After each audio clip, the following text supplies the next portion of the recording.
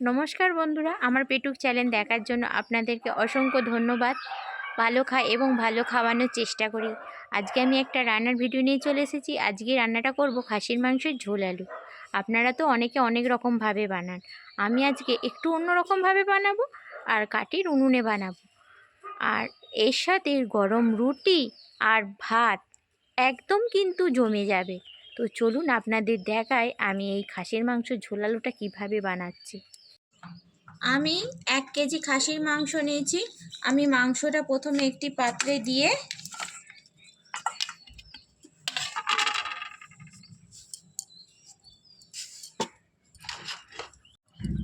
আমি এখানে 1 কেজি খাসির মাংস নিয়েছি।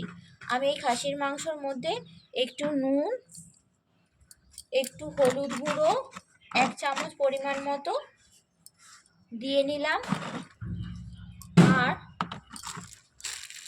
অল্প পরিমাণে লঙ্কা গুঁড়ো দিয়ে নিলাম।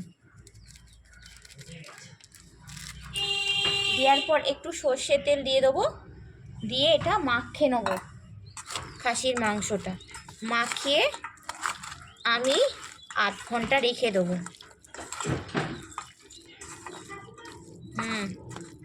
তো মাংসটা মাখানো হয়ে গেছে, আমি 8 ঘন্টা এটা ভিজিয়ে রাখবো। আমি কড়াইয়ে তেল দিয়ে দিয়েছি, তেল আমার গরম হয়ে গেছে। মাংসটা আমি হালকা একটু নেড়ে নেবো তেলের মধ্যে।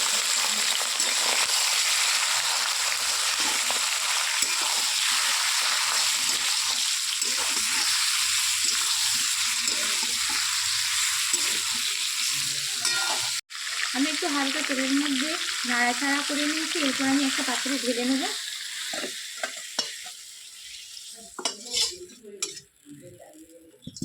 এরপর কড়াইয়ের মধ্যে সরিষার তেল দেবো।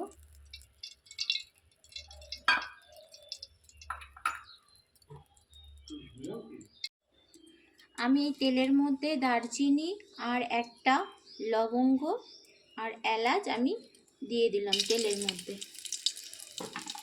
একটু ভাজা হয়ে গেছে, এরপর আমি টমেটোটা দিয়ে দেবো।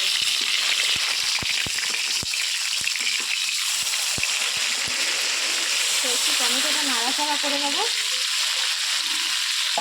তেলের মধ্যে। একটু অল্প পরিমাণে নুন দিয়ে দেবো যাতে তাড়াতাড়ি টমেটোটা গলে যায়।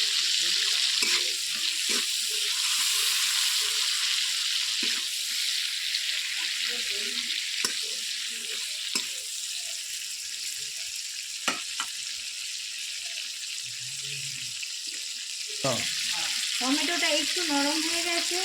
আমি এখানে মাংসের জন্য 500 কিন্তু পেঁয়াজ নিয়েছি আর একটা টমেটো গোটা দিয়েছি। আমি এই পেঁয়াজটা দিয়ে দেবো।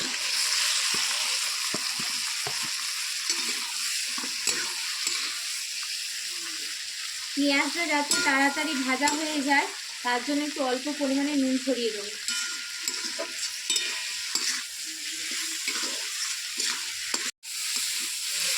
আমি কিন্তু পেঁয়াজটা খুব বেশি লাল করে ভাজবো না, ঠিক এরকম করে ভেজে নেবো।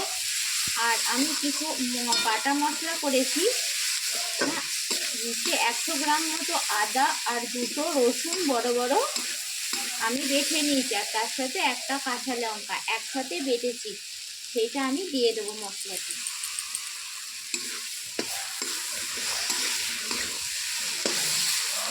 দিয়ে বেশ কিছুক্ষণ নাড়াচাড়া করবো।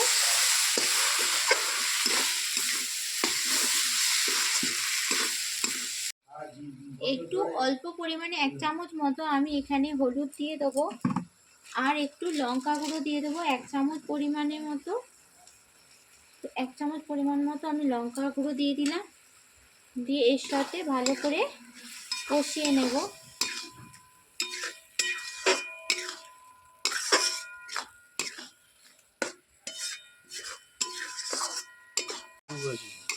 একটু মশলাটা হালকা নাড়াচাড়া হয়ে গেছে, আমি যে মাংসটা করে রেখেছিলাম সেই মাংসটা আমি দিয়ে দেবো।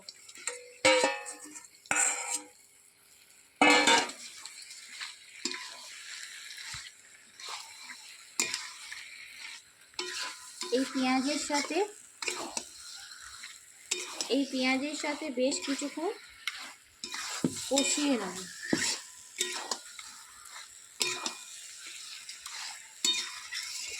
এই পেঁয়াজের সাথে বেশ কিছুক্ষণ আমি খাসির মাংসটা এরম করে কষবো, যতক্ষণ না তেল বেরোচ্ছে না ততক্ষণ আমি এটাতে জল দেব না। এরমভাবে হালকা আঁচে কষিয়ে নেব।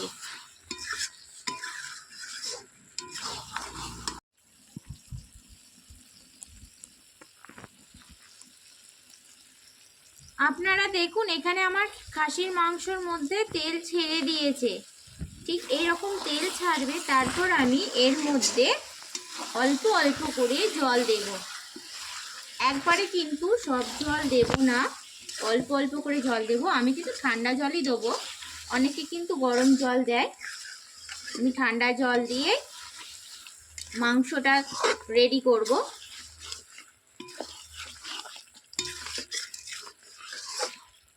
এরম অল্প অল্প জল দেব আর নাড়িয়ে দেব মাংসটা মশলার সাথে।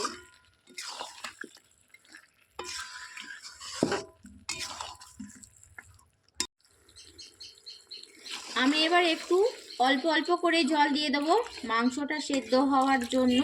আমি কিন্তু আগে নুন দিয়েছি, তাই খুব বেশি নুন দেবো না। বেশি নুন হয়ে গেলে আবার তরকারিটা স্বাদটা নষ্ট হয়ে যাবে, খেতে পারবে না। আর খুব বেশি ঝালও দেবো না, কারণ আমার বাড়ির লোক সবাই কিন্তু খুব বেশি ঝাল পছন্দ করে না, তাই খুব বেশি ঝাল দেবো না। দেখুন আপনারা, আমার খাসির মাংসর ঝোল টকবক করে ফুটছে। মাংস কিন্তু এখনও সেদ্ধ হয়নি। এই মাংসটা সেদ্ধ হতে এখন অনেক সময় লাগবে, 1 ঘন্টা তো লাগবেই, আপনারা তো জানেন। তো 1 ঘন্টা বাদে আপনাদের দেখাবো মাংসটা কতটা সেদ্ধ হলো। আমি খাসির মাংস ঝোলে আলু দেব বলে এতগুলো আলু কেটে নিয়েছি, নুন হলুদ মাখিয়ে নিয়েছি। এবার কড়াইয়ে তেল বসিয়েছি, তেল গরম হয়ে গেলে আলুগুলো ভেজে নেব। আমার কড়াইয়ে তেল গরম হয়ে গেছে, এবার আলুগুলো আমি একটা একটা করে ভেজে নেব।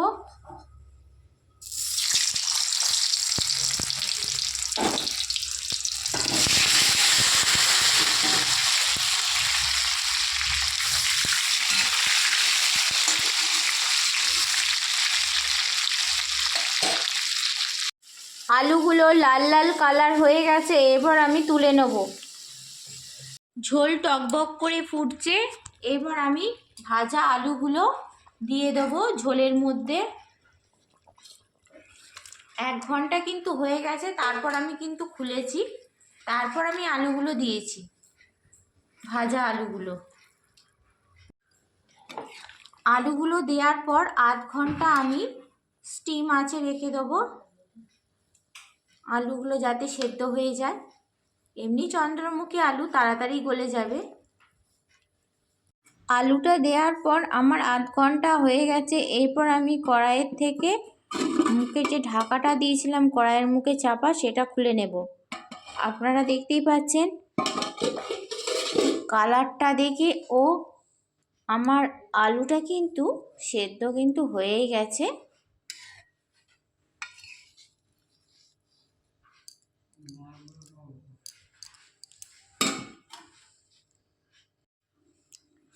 আপনারা কালারটা দেখে বুঝতেই পাচ্ছেন আমার খাসির ঝোল কিন্তু একদম রেডি।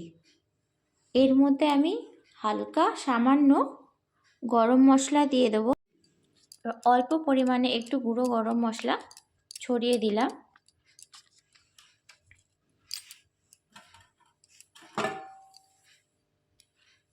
একটু নাড়াচাড়া করব গরম মশলা দেওয়ার পর।